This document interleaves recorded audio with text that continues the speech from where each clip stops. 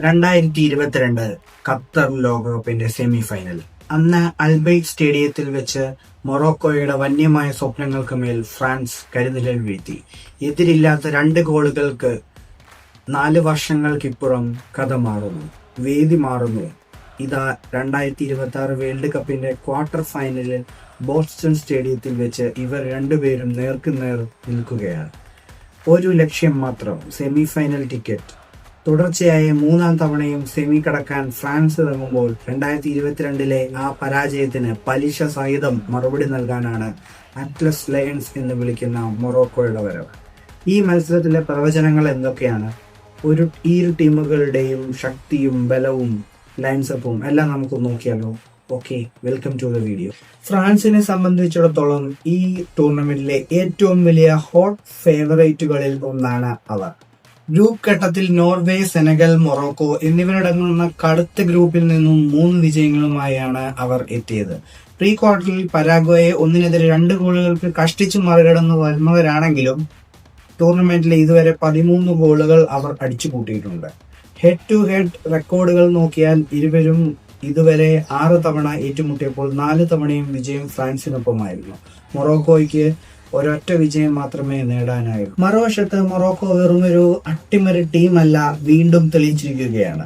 ബ്രസീലിനോട് സമനില വഴങ്ങുകയും നെതർലൻഡിനെ penalty ഷൂട്ടൌട്ടിൽ മലർത്തിയടിക്കുകയും pre ക്വാർട്ടറിൽ കാനഡയെ 3-1 തകർക്കുകയും ചെയ്തിരുന്നവരാണ്. സൂപ്പർ താരം അഷ്റഫ് ഹക്കീമിയും ഫ്രഞ്ച് ക്യാപ്റ്റൻ കിലിയൻ എംബാപ്പയും തമ്മിലുള്ള സൗഹൃദം തന്നെയാണ് ഈ മത്സരത്തിലെ ഏറ്റവും വലിയ ആകർഷണം.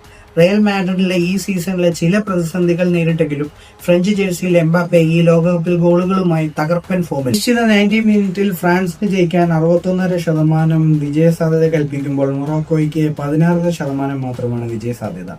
എന്നാൽ 22% മത്സരം സമനിലയിൽ കലാശിക്കാനും എക്സ്ട്രാ ടൈമിലേക്ക് പെനാൽറ്റി ഷൂട്ടൌട്ടിലേക്കും പോകാനും സാധ്യതയുണ്ട്. എവിടെ കളി മാറും? കാരണം കഴിഞ്ഞ മത്സരത്തിൽ നെതർലൻഡിനെ ഷൂട്ടൌട്ടിൽ വീഴ്ത്തിയ ആത്മവിശ്വാസം യാസിൻ ബോനോയുടെ മൊറോക്കോയ്ക്കുണ്ട്.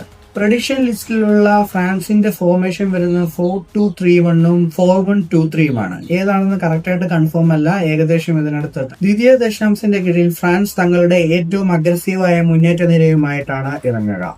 ഗോൾ കീപ്പറായി മൈക്കൽ മൈനാൻ, പ്രതിരോധ നിരയിൽ Jules Kounde, ദയോ ഉപമെക്കാനോ, William സാനിബ, Lucas ദിഗ്നെ, ടിയോ Fernandez ഇവരെയായിരിക്കും പരിഗണിക്കുക.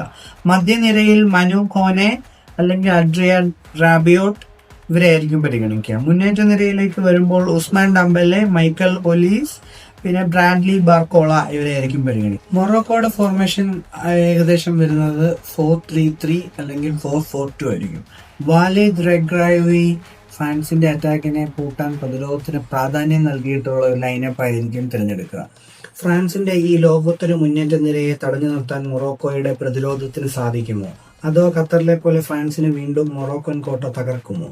നിങ്ങളുടെ പ്രവചനങ്ങൾ താഴെ കമന്റുകൾ ചെയ്യുക. കൂടുതൽ വേൾഡ് കപ്പ് വിഷയങ്ങൾക്കായി ചാനൽ സബ്സ്ക്രൈബ് ചെയ്യുക. Thank you for watching this video. Peace out.